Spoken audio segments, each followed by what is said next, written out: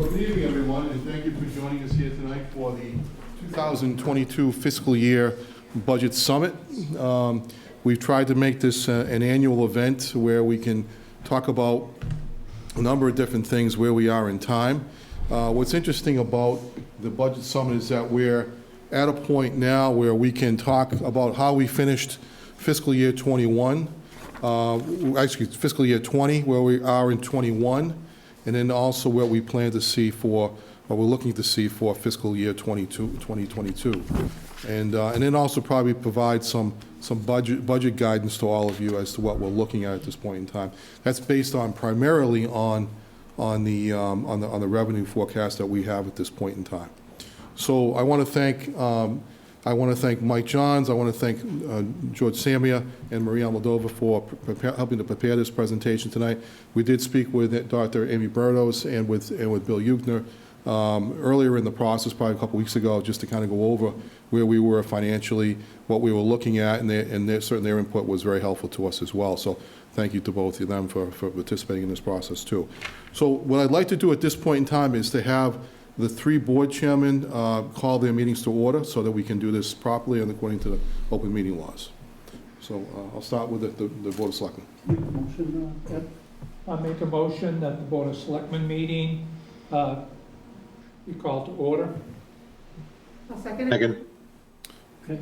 All those in favor? Aye.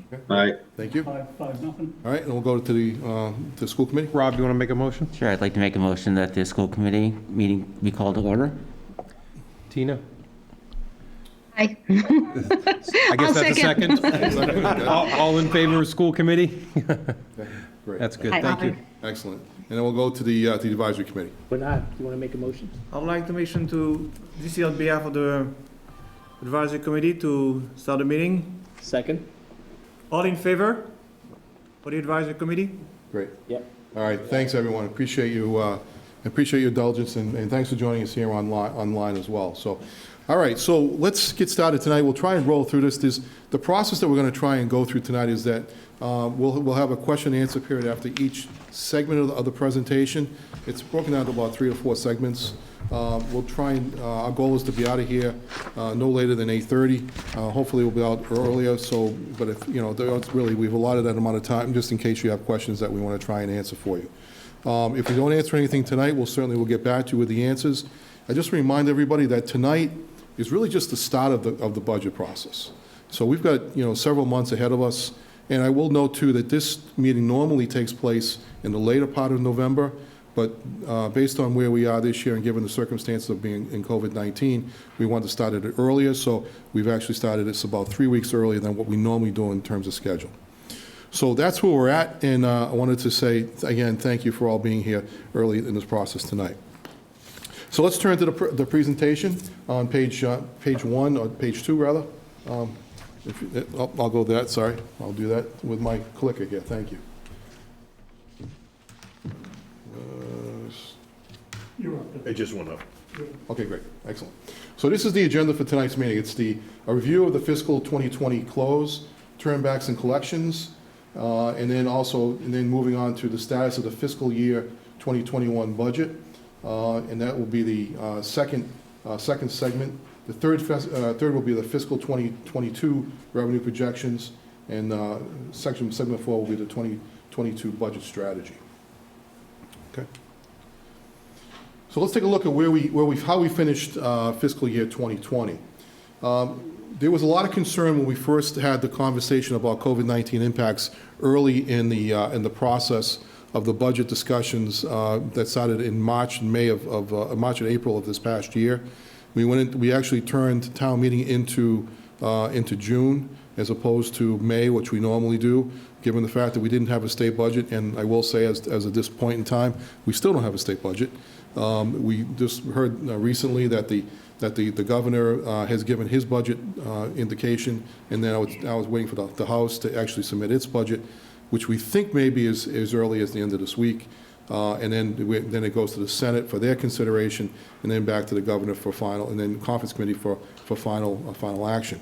Now, what's good news about that is that the state budget freed up about freed up some money for us this year, so we didn't have to, we're not as bad going into fiscal '21, so that, as opposed to what we thought we were going to be given the circumstances. So, but as we finished out fiscal '22, or '20 rather, we actually were in a situation where we had one of the biggest turnbacks in the town's recent history. We turned, the departments turned back a total of $1.3 million collectively, which historically speaking is somewhere in the order of about, I think the highest amount we had done previously was about $800,000. So this is a significant milestone for the town. I think it was in the previous fiscal year before last, it was around $500,000. So the departments did a terrific job of saving the money. Obviously, people weren't at work every day, so money didn't have to get spent on certain things. But certainly, I give credit to all the departments, including all the people that are identified here. There was money, significant money that came back from the school department, significant money that came back from police and fire, and all the operating departments, as you can see right here. Group insurance was probably the biggest number that we were able to turn back, of $203,000. And but again, it's actually the schools department actually was the second biggest one with a $377,000 turn back. So due to the pandemic and remote work, expenses such as OT and office staff expenses decreased substantially, as is pointed out.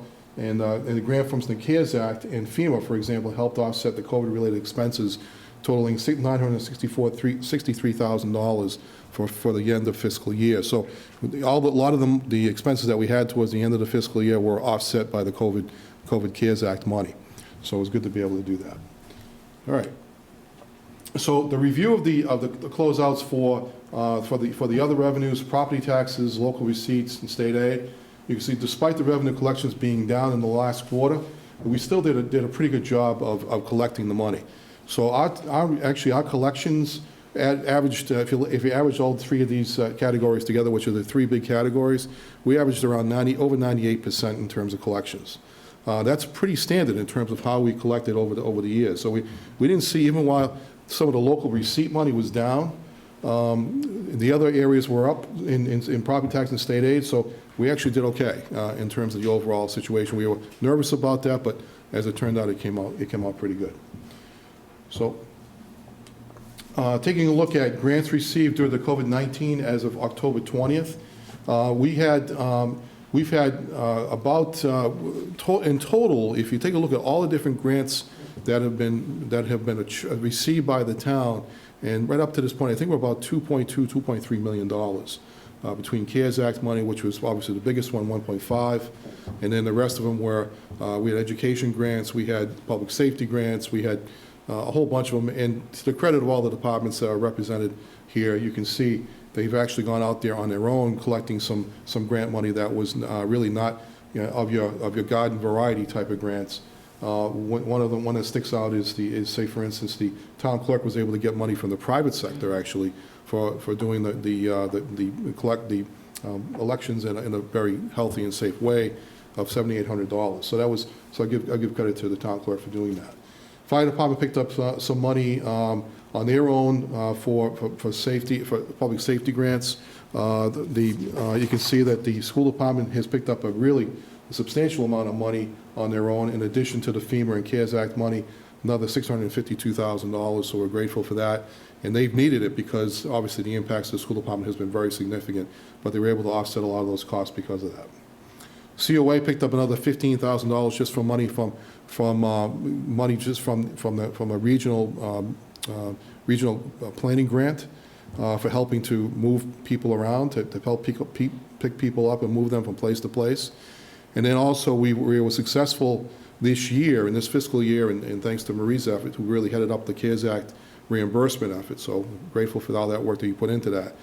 We were able to get approval for a new van for the COA, as well as money for the computers for the school department, for all the kids, so they could work remotely if they needed to. So that's all been asked for reimbursement. We've actually received about $1 million of that money already, and that and then we've actually submitted for the other $558,000 in CARES Act money that we were eligible for. we've submitted for that, and we're waiting for approval of that as well. So that will come in this fiscal year for consideration.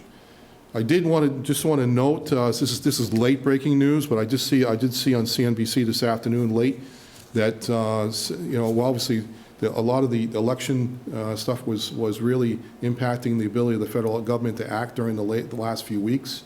But I did see that Senator McConnell announced this afternoon that it's his goal to actually have a fiscal stimulus package in by the end of the calendar year, and also to come up with money for state and local aid, which is something that has been missing from the formulas up to now. But it's also been a very big consideration on the Democratic package. So I think that's something that he's now looking to revisit, and I think we will see something come out of that. So just have to wait for the dust to clear over the presidential side and some of the Senate races. But if that happens and the Senate retains control of the Senate, the Republican state remain control of the Senate, there'll be discussion on that with the Democrats on the House side to get that figured out and get a package together for, which will still be President Trump, which I think he will certainly support at this point, they too. So we'll see what happens with that. All right, let's take a look at the status of the budget revenues as of October 20th. So let me just look at that piece, but if there's any questions about the first, I'm going to take a few minutes for questions for the first part of that, which was the closeout of the fiscal year 2020. All right, I'll take one out, and I'll come right to you, Stephanie. Yeah, thank you. This was a very nice introduction. Regarding the local receipts for 20, I recall at some point, together with Larry, you had given us a heads up with George that there may have been some hiccup. So right now, even with the stadium, is pretty much, so the transition to the end, let's say, has been well met? Yeah, so if you can see, the local receipt side of the closeout was down to about 96% collected. So we did feel some impact in fiscal year 2020 because there were no stadium events during the last quarter of fiscal year 2020. So we didn't see, there was very few, there were no soccer events, there were no concerts, and traditionally in the last quarter of the fiscal year, we would see maybe one big concert event that would come in, and that would certainly help our revenues at the end of the fiscal year. We clearly did not see that this year, so that represents some of that 0.4% that we didn't collect. All right, the 4%. Thank you. All right, Stephanie? The savings on group insurance, Yep. so that's not COVID related though, is that just we got a better rate than we anticipated? Yes, exactly right. So we actually got a better rate. We had budgeted a number, and the number came in lower than we thought. Also, in this fiscal year, they actually declared a premium holiday, which affected not only the employees, but also the town. So we'll see, we're actually going to run ahead in that account. It was all for this fiscal year, in the current fiscal year. Okay? Thank you. You're welcome. All right, so during the tax rating setting process for FY21, revenue estimates were further adjusted. And what that means is effectively that once we started looking where we were and then understood the impacts of some of the things that we estimated for this fiscal year, we could make further adjustments in that so we could go ahead and then set the tax rate, which will be before the Board of Selectmen later this month. New growth was estimated at $650, and the actual number came in at $750,000, or $748,307 to be exact. But the reason why we were glad to see that because we didn't know. We thought that new growth was going to tail off a little bit. But it actually was better than what we anticipated. So that's an offset towards setting the tax rate as it comes up. The state aid was increased to be level with the governor's recent budget, as per the Department of Revenue. That was their direction to us. So we had actually underestimated that revenue by about $1.2, $1.3 million. So we actually then took and lowered our local receipts to offset that. So which means that our local, when we started the year off at a lower local receipt number to begin with, per the actions that were taken by the advisory committee to take it down to about $10.5 million, we then took it down further to about $8.9 million, which is rather significant in many ways. So that means that we have less stress on us to collect money on the local receipt side because of that. So that's actually good news as well. All right, so the revenues from the local receipts are down as expected for this year. Taking a look at the October 2020 status, where we are. The property taxes were, the estimate was $53,941,000, and total collected is $17 million. This is all as of right now. So we're not surprised by any of this. This is pretty much where we think we would be. The only number that's a little bit off right now is, and it was anticipated, is the local receipts. And we were just looking at that earlier tonight. Things that are impacting that, of course, are really 3 or 4 categories. The building permits are down, and they're down. But interesting enough, they're not down significantly versus 2 years ago. They were about $150,000. Right now, we're running about $120,000. But there was a big jump in building permits last year. We're up around $440,000. But at the end of the year, even the year that was down in the first quarter, it was up around $1.4 million by the end of the year. So even if we're looking at that, we're trending, we're still trending down. But there are some big projects that we're looking at right now. I know the building commissioner just told me we have a $100,000 permit coming in within the next week or so. And then we've had another major projects over at Schneider Electric.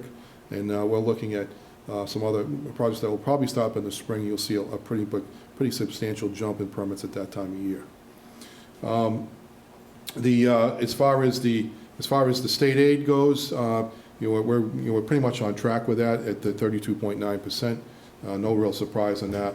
And of course, stadium events are down.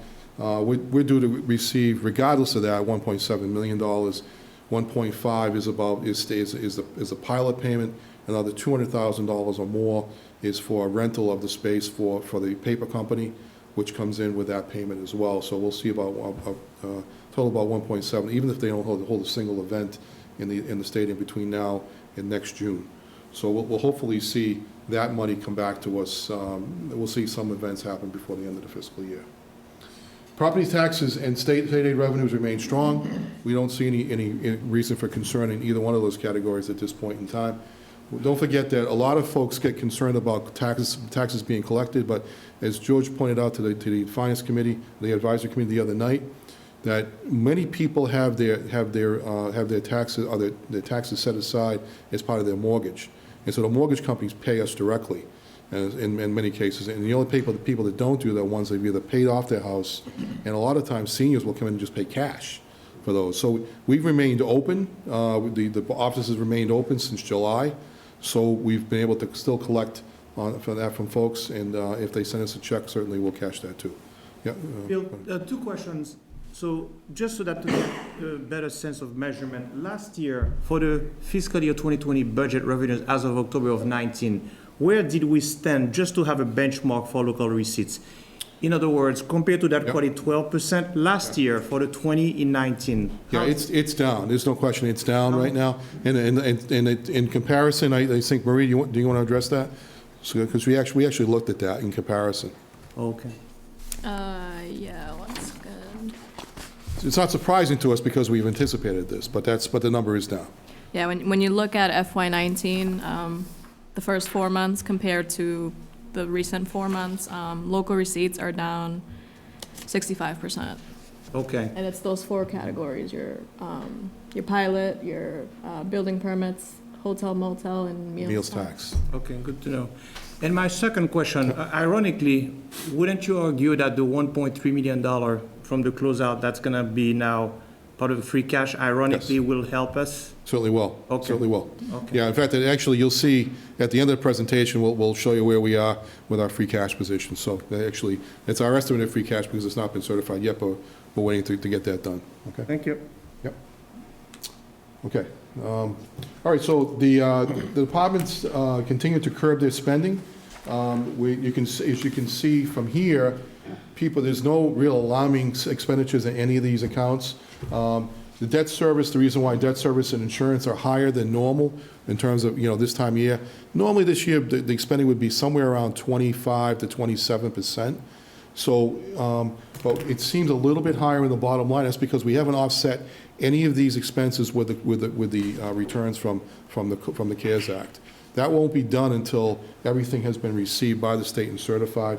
If you do that, it's another $821,687 that will be reduced off the expenditure side, and so that actually increases that amount to about 27% expended for this fiscal year at this point in time. So we're right on track. There's no reason for us to be alarmed at any of that. The one thing that I will also say is that payments like debt service and insurance payments, we typically pay those right in the start of the fiscal year. So those are pretty big ticket items. So we pay that money right out of the gate. So that accounts for why those numbers are so large at this point in time. Okay. All right, so one thing I do want to say, and that's the fact that, assuming that, the one thing that's really important here too is that folks here are being very careful about how they spend the money, and we talk about it on a weekly basis of where we are. Some of it is stuff we have to spend because we just want to keep everything running. School departments have been truly challenged by that, I know, because of all the things that they've been dealing with. But you know, we've been building up stockpiles of stuff too, just to get us through I think we'll probably be okay through most of next fiscal year with the stockpile of stuff that we have. I can't speak for the school department on that. I know that Bill's trying to address that, and Amy, but I think that, you know, obviously they're challenged by personnel issues too. That will be a challenge to make sure they make everything balanced. But that assumes we get no further money in COVID-19 aid for the rest of the year. As I just indicated, you know, it looks like there's going to be movement in the House and Senate and on the federal level to try and support that. The good news about that situation is that everybody's in the same boat we are. So when that happens, that means we're not going to be left alone hanging out there in the wind. And we're going to get help because everybody needs it as well. Yeah, Bernard? Bill, again, I may not be thinking correctly, but I thought that what we approved in town meeting last year was, call it $84 million.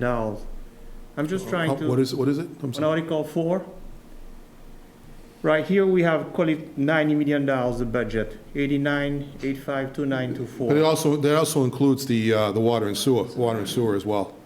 Okay. Gotcha, thank you.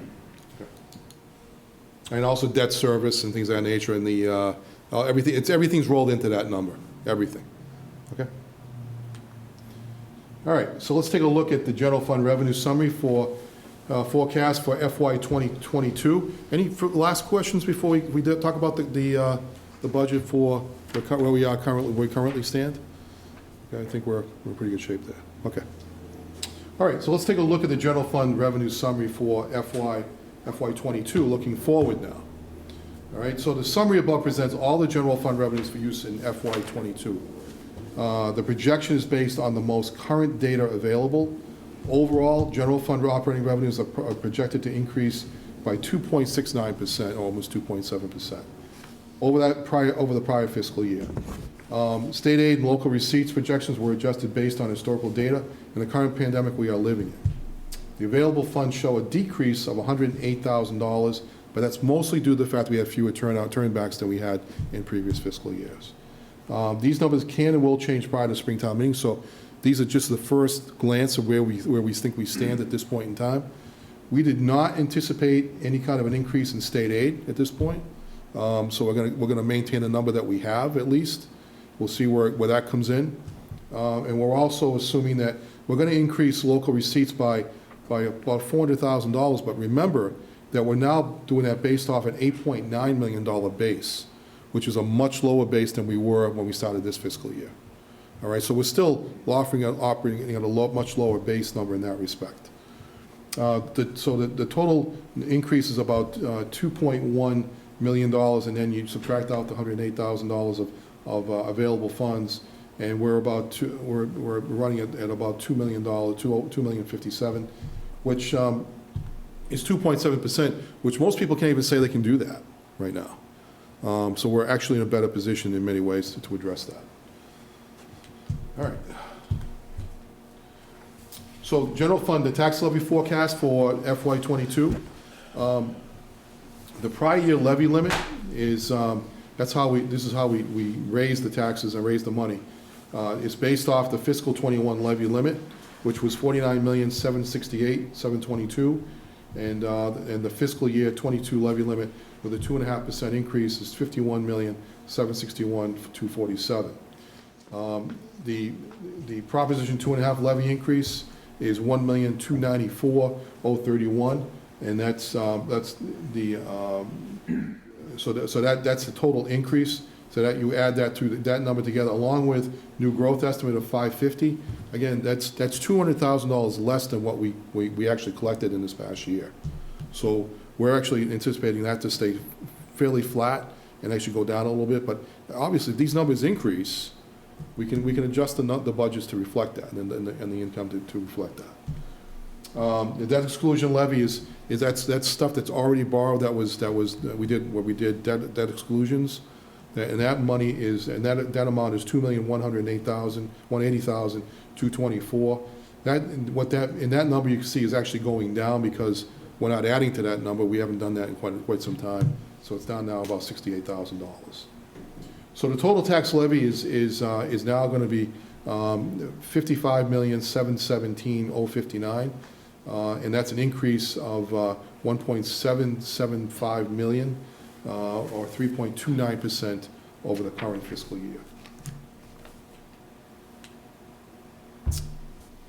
So as far as state aid forecast, you can see it's all been zeroed out at this point in time. We may actually see that number actually increase based upon what the Senate and House do. And if that does, we can certainly make another further adjustment here, because that'll be our new base number to work off in next fiscal year. I think it's probably safe to say we should continue to be conservative in this number, because I think, from what I'm hearing, is that 22 is going to be a more difficult year than 21 in terms of how they're going to balance things. But if the federal stimulus package comes through, it could actually help that situation offset it.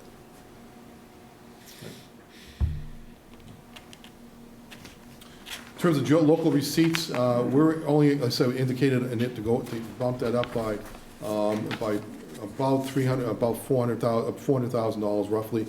But as you can see, over the 3-year averages and the 5-year averages, we've been averaging somewhere around $11.3 million each year.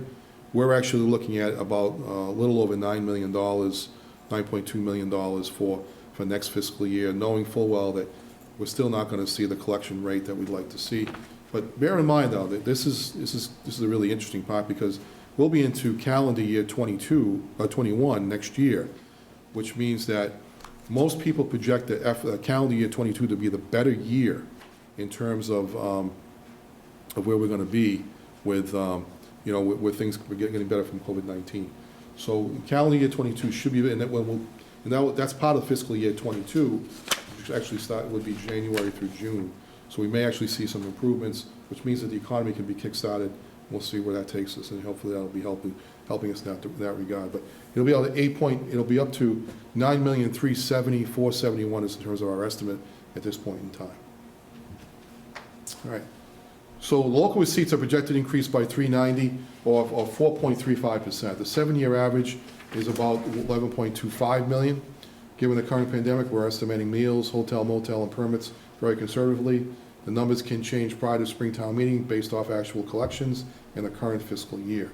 Generally, local receipt projections are based on the average revenue received in each category, where including the meals tax estimate in this section for budgetary purposes, although a portion of the local option taxes is dedicated to funding of the annual OPEB contribution and for road improvements. Revenues are continuously monitored throughout the year and fiscal year to see how they are aligning with our project, with our projections. Everybody will recall that we did not make our OPEB payment this year, and that we did not put additional money towards highway improvements either this year. So we've actually taken that into consideration and more or less taken that revenue off the table. So it's just a portion that we're looking at right now, but generally speaking, we know the numbers going to come in low, and I think that our estimate is very conservative based on the current trajectory where we are at this point in time. All right, so as far as the general fund available funds forecast for the other areas of consideration, overlay surplus, we're anticipating to use $1.1 million of that towards the budget, $960,000 of free cash, up just about $60,000 from the previous fiscal year. So, and what's interesting about that is that we actually more or less replaced that money with a lot of the money that came in from the feds while we were offsetting the budget this year. So that's actually not a bad number, and we should be okay because of that. The ambulance fund receipts are up just a couple $100,000 to help offset that, or that revenue continues to come strong. We've not seen any reasons to back off of that number at this point in time, so I think we're in pretty good shape there, too. Recreation revolving, that's a number, of course, that's a concern if you look at it, because there's not a lot happening with recreation right now, but that goes directly towards the offset of the programs themselves. So if there's no programs running, they're not gonna generate the money anyways. So it wouldn't be necessarily a major consideration in that revenue stream. Any questions about that at all? Okay, all right. All right, so let's turn into the indirects. Indirect costs are for the water and sewer funds. This is the amount of money that we charge back to the water and sewer funds to offset the administrative, health insurance, pension costs, things of that nature, like for all the employees that work in that division. That's about, we're estimating to use the same number as we did last year of $1,250,000. We're not looking to adjust that at this point, but if we do, it gets raised on the fee side anyway. So it really doesn't have an impact on the budget itself. It just means that we have to raise more when we set the rate. Okay, and then in terms of free cash, this is the number that we're looking to generate. It'll be a $3.2 million free cash position. Now, I think everybody will admit the fact that this number is down from what we've normally done year after year, but that's no surprise to us because it's been one of these years where we're getting through each year. We're paying everything that we need to pay, and we're not running into any deficits anywhere to do that. But we're not generating additional money either because we're not having major events at Gillette Stadium or excessive amounts in hotel, motel, or meals tax. So that has a direct impact on that number itself. So we're estimated to be 3.2, and that's based on everything that we've looked at, and still has to be certified through the DOR, but we don't have any reason to think otherwise at this point in time. Now, the 3-year average for our free cash position was about $7 million. And the 5-year average is about $6 million, $6.6 million. So obviously that number's down in terms of where we've been. But look at really the effect has been in fiscal year 2020 and 21, and dare say it will be in fiscal 22. Looking for a rebound in 22 into 23, and I think we'll be okay. But here's really the most important thing for you to consider here. So the next slide.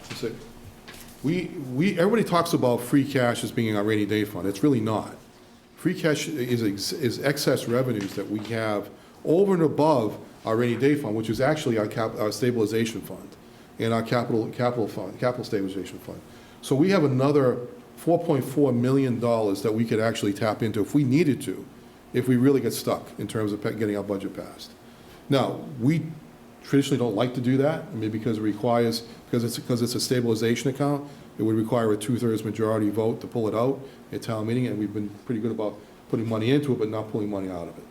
And so, I think I would recommend that we're not looking to do that in this case, but I just want to clarify the understanding from everybody's position, so that they understand that we're not touching any of these funds based on the budget situation that we're looking at right now. It's only the free cash position that we're looking at, and certainly we'll have to take a really close look at how we fund the budget this year, and capital position that we have going forward as well. I think we're going to have to continuously look at grant options and things of that nature to try and help us with that in terms of some of the capital needs that we have, which I know we have, and I think we have to still look at that as a concern. All right. So the expenditure strategy. Does anybody have any questions about where we are with the revenue side and expenditure side? Okay. All right, so this is the strategy that we've come up with at this point in time. To protect the town's conservative budget strategy, appropriations shall be limited to the existing programs and fixed cost increases only. Yes? I apologize. I'm sorry? I have a question from Leah. Where did the money for OPEB and meals tax use to go? It would go. Never do road. It would come in from meals tax and from hotel motel tax. Okay.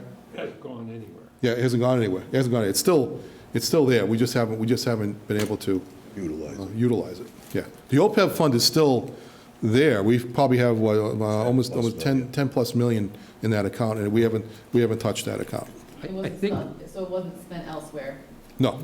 I think Leah's question is the money still in reserve to not be spent? And under our fiscal policies, we can't spend it on anything except for OPEB and road work. So it sits there, presumably at a town meeting in sometime in the future, we could then release some of that to go after. But it's not in the free cash number, it's not in other numbers, it's a reserve.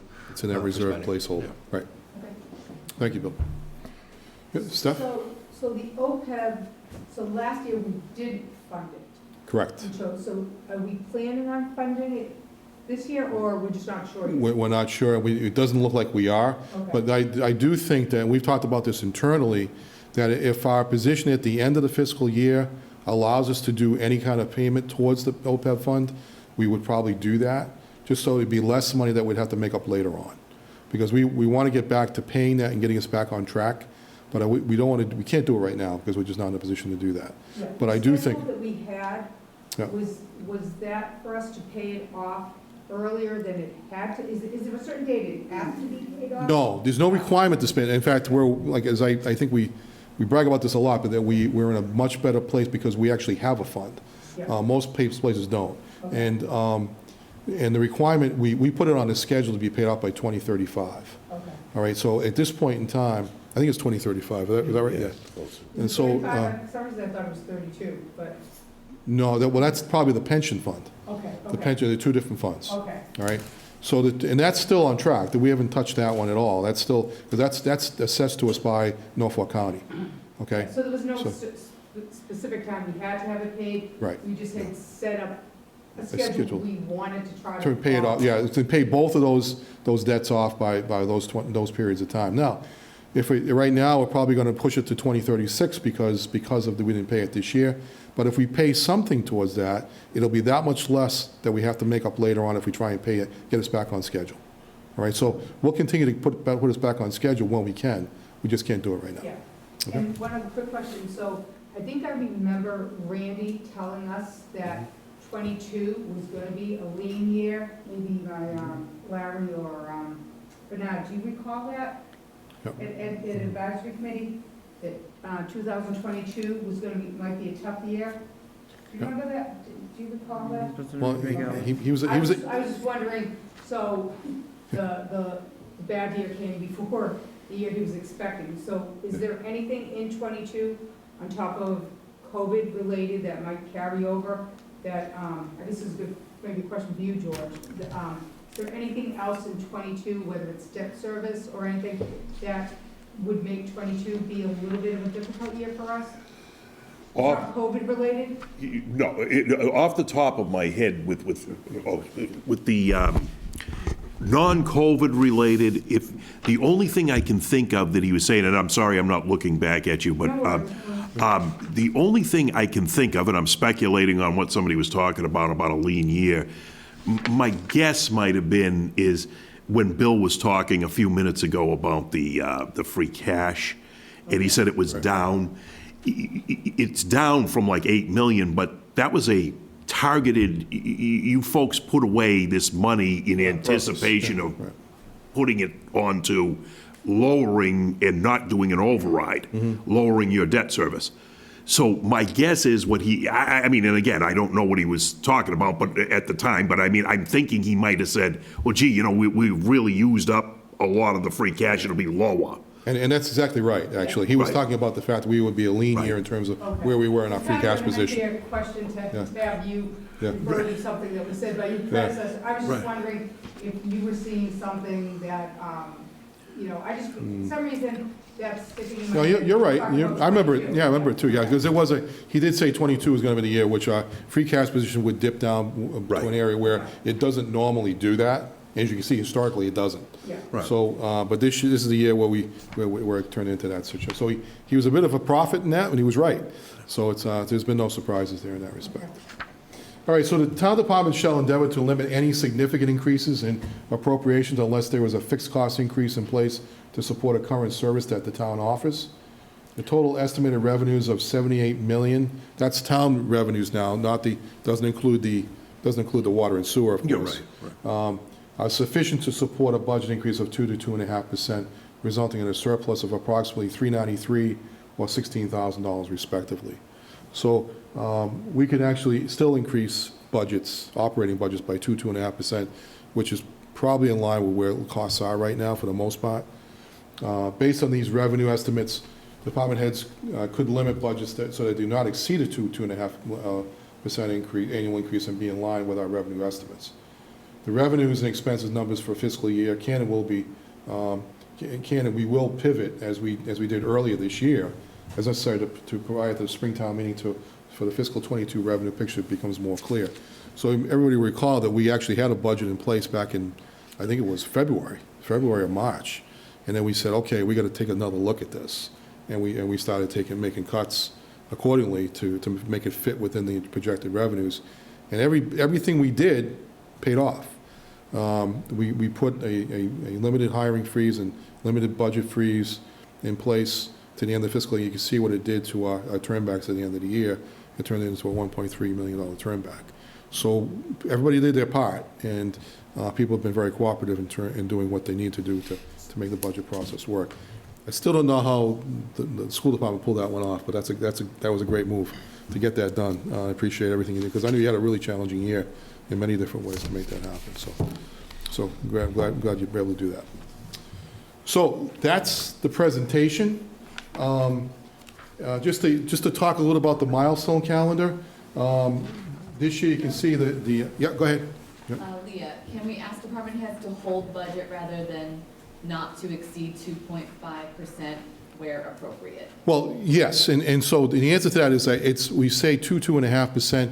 My goal is to try and limit it lower than that, and actually we will be able to do that in some cases, and then it's more of an average that we're looking at to try and achieve, because some budgets will come in less than that, some budgets might come in a little bit higher than that based upon their fixed cost position, but I think generally speaking the answer is yes. Our message to department heads is going to be, overall don't exceed that number.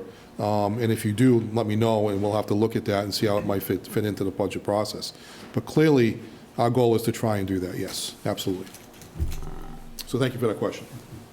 So here is anybody else have any questions? I don't want to, yeah, sure. This is probably a bit of a stretch, but I'm just thinking in the corporate world, in an extraordinary year, there is no way to, of course, this is pushing me to the limit, but ask for a flat budget or close to a flat budget. Again, this is extraordinary. Mm-hmm. Good to know that we have reserve and means to living, but everything being equal, given this is so extraordinary, there is no way to ask for, again, a level set number. Well, to the greatest extent we can, we're going to try and do that, but here's the problem, is that you still have debt service and you still have fixed costs impacts that are going to do that. We're not going to look to try and increase anybody's positions or anything like that. We're going to try and maintain everything as flat as possible. So I do think that's our goal, is to put it in that. But I think if you start going below that number, which is really the amount that you can raise by 2.5% in terms of what's allowable under the state under the levy limit, we can at least maintain services as we have them. So if I start going below that, some of them you'll hear from the departments as to why that's really not doable, because it really challenges them to keep things going. I think probably the biggest challenge is going to be from the school department to make that fit. Yeah, and I would say, Bernard, basically we have a $35 million budget, of which 80% is salaries. Right. Almost all of our contracts are still in force for next year. We have only 4, which are some of our smaller ones, our custodial, our maintenance, I think secretaries, that are up. So those aren't, the bigger players as far as our numbers, but those contracts settled at 2%. So the only way we could do that would literally be to lay off staff to do that. Unfortunately, in this particular time, we actually had to add staff. And, as Bill has pointed out, we've gotten the grant funds to cover a lot of that through 12/31. We're praying for grants to cover the second half of the year.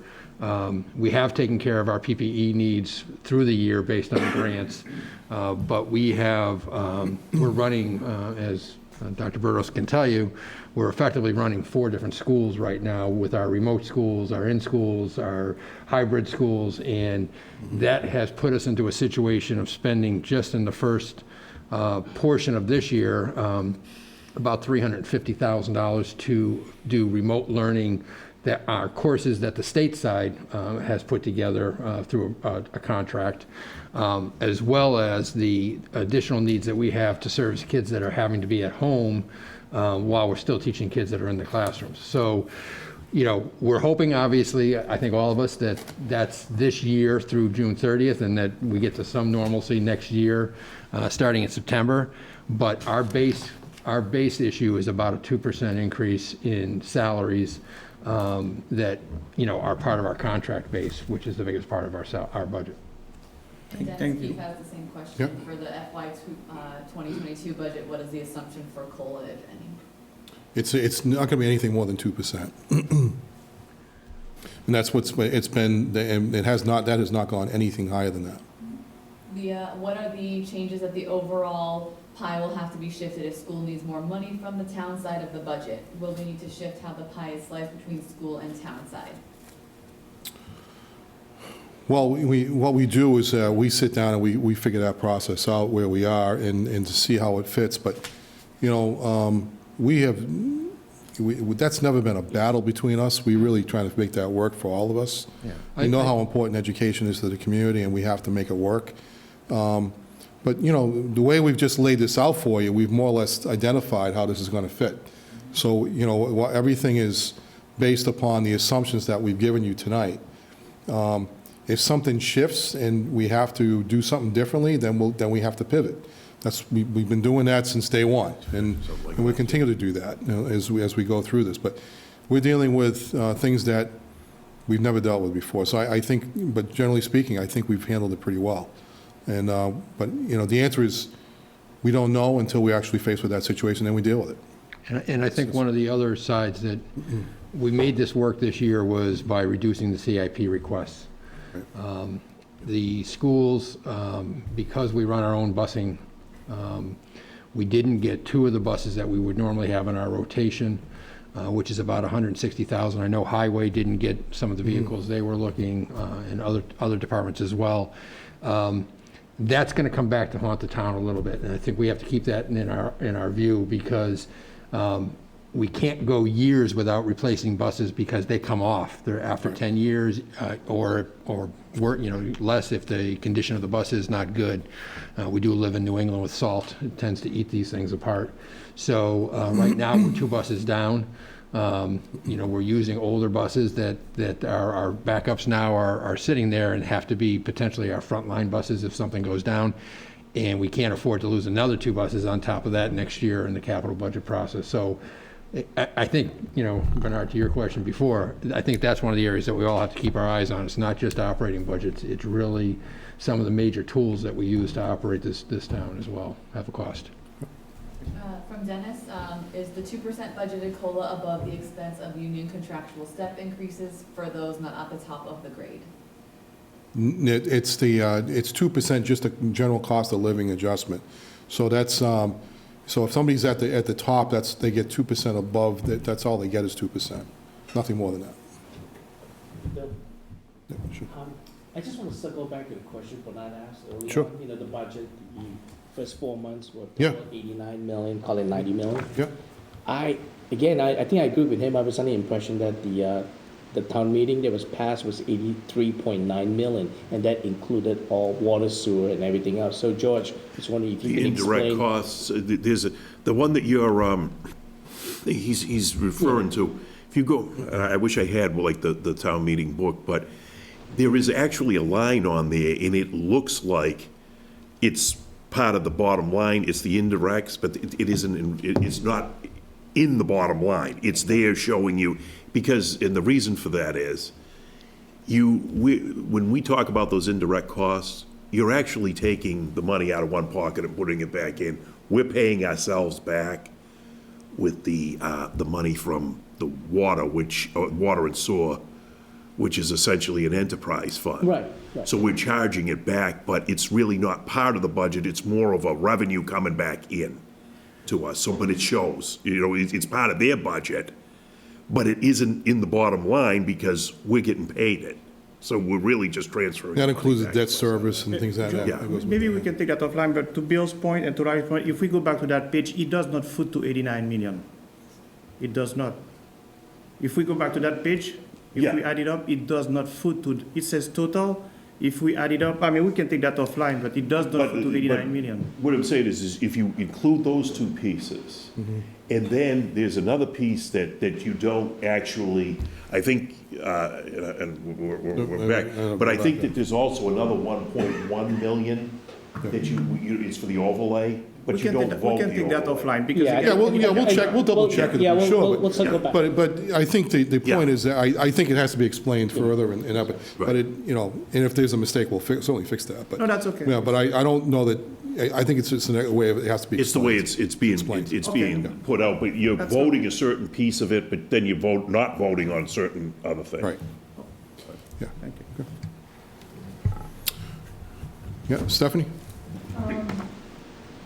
So, a little bit more of a comment, maybe more than a question. So, some of the concerns I have with us going forward is just, we're just not really sure when this is gonna end.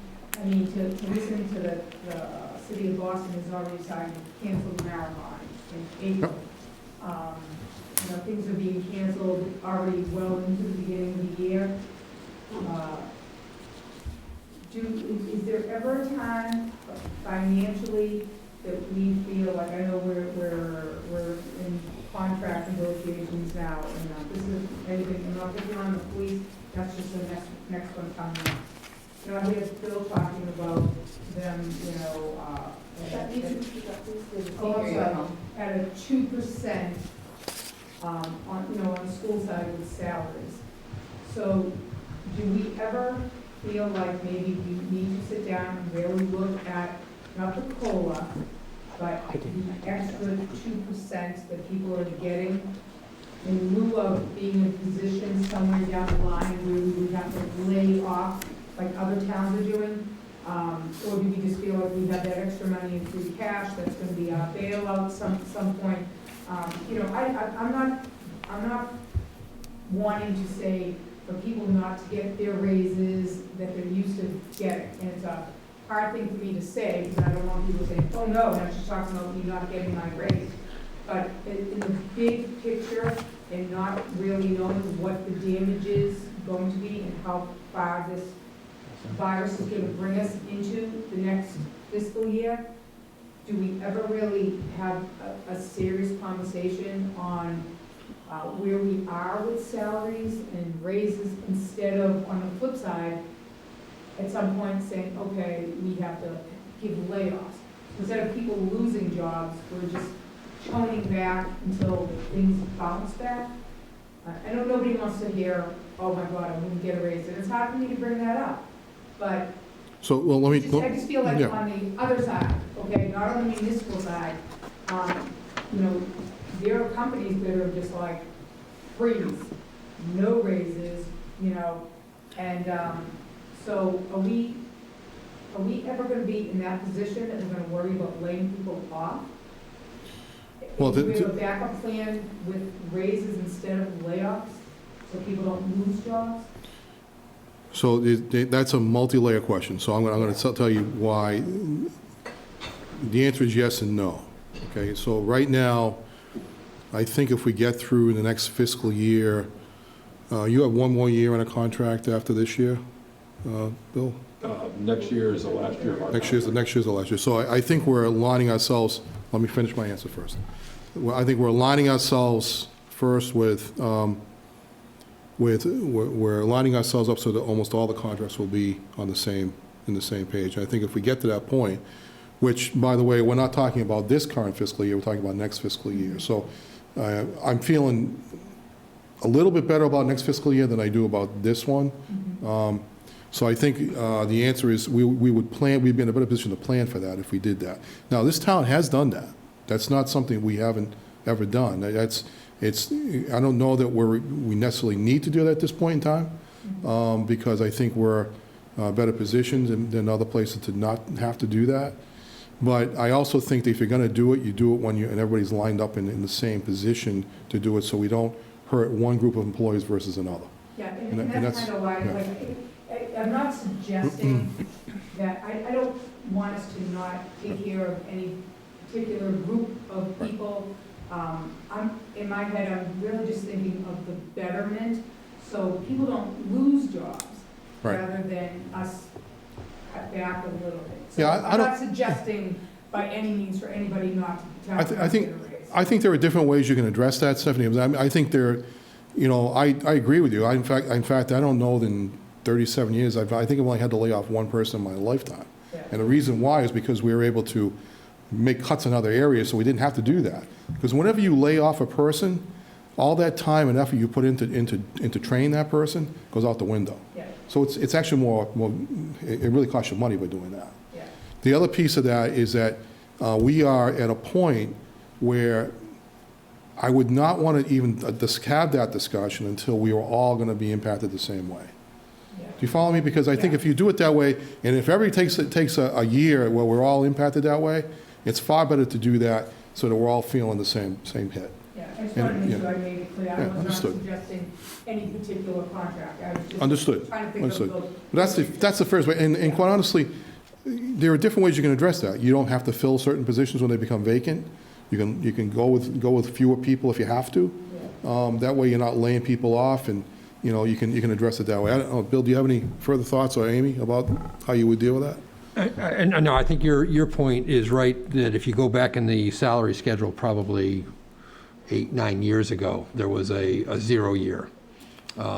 It was offset because all the contracts weren't lined up, so it was done 1 year for a group of them, and it was done the following year for another group of them.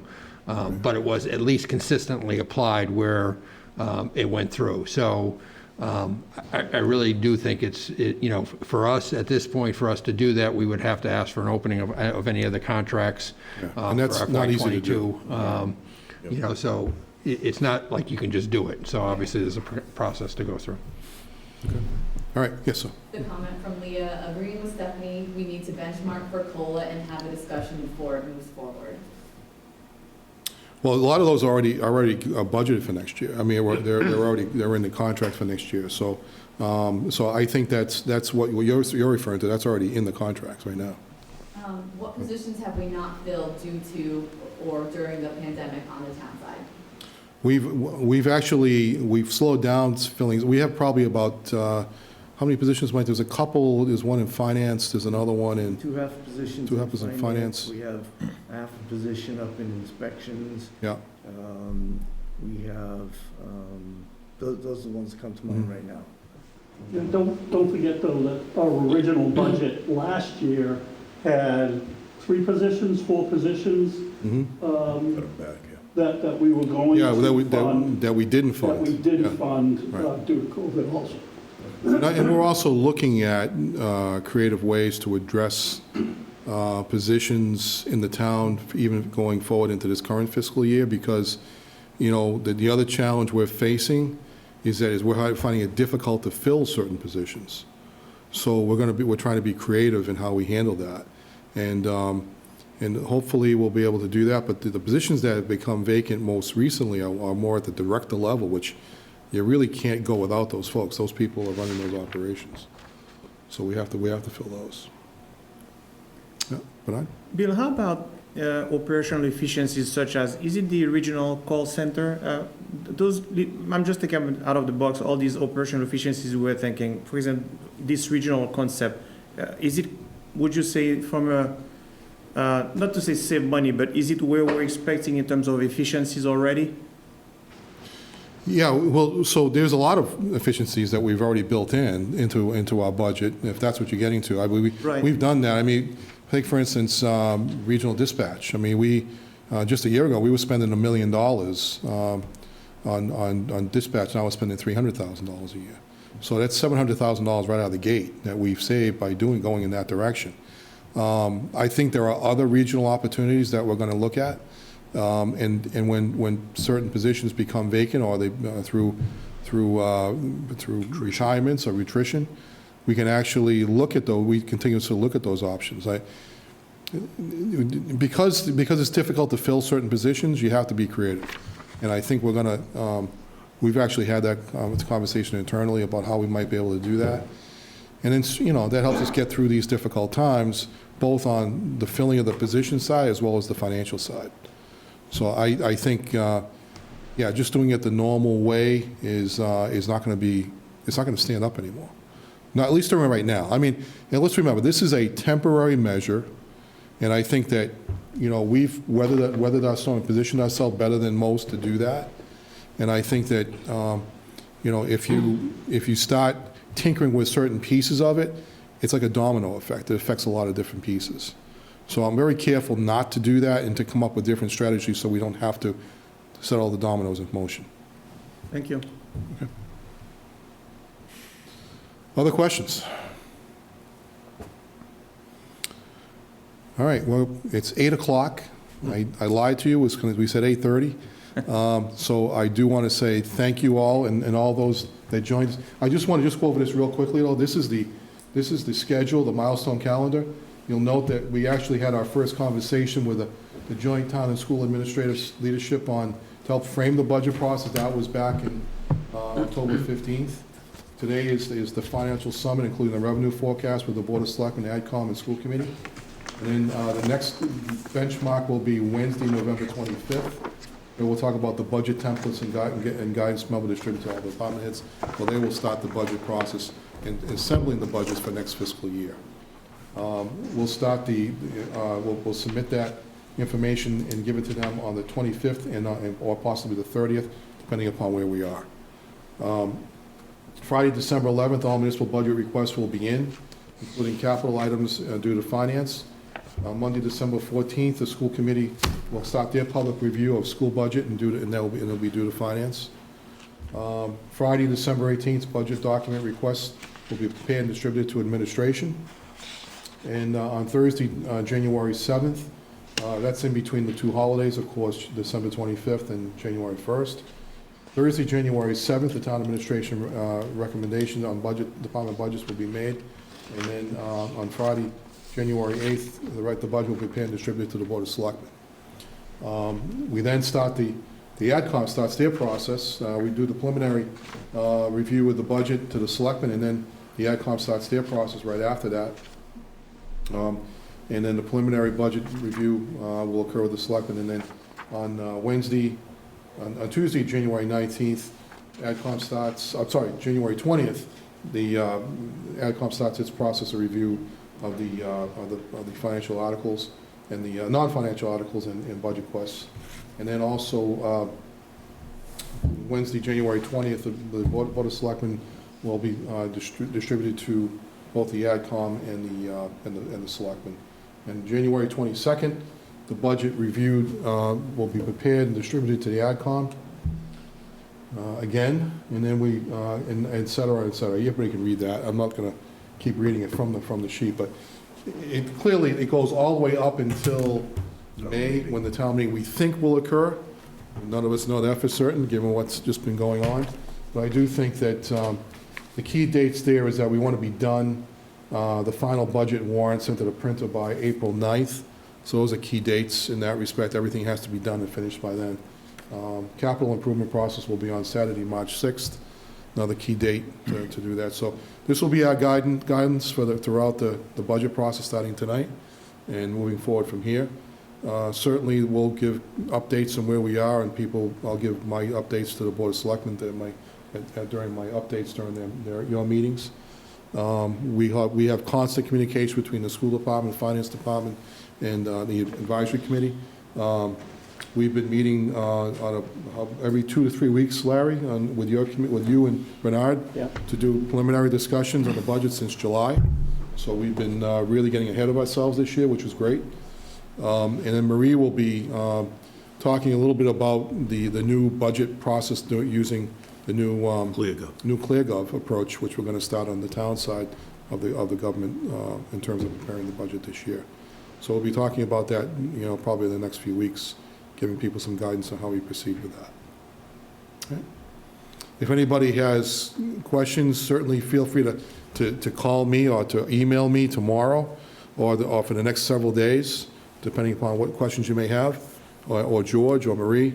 Any one of us can help staff-wise, but, this is an open process, so we want to make sure that everybody has the opportunity to try and participate as best they can, so make this an easy process.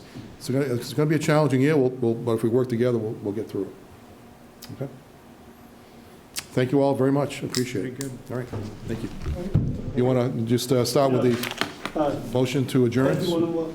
Make a motion for the Board of Selectmen meeting to adjourn. Second, all those in favor?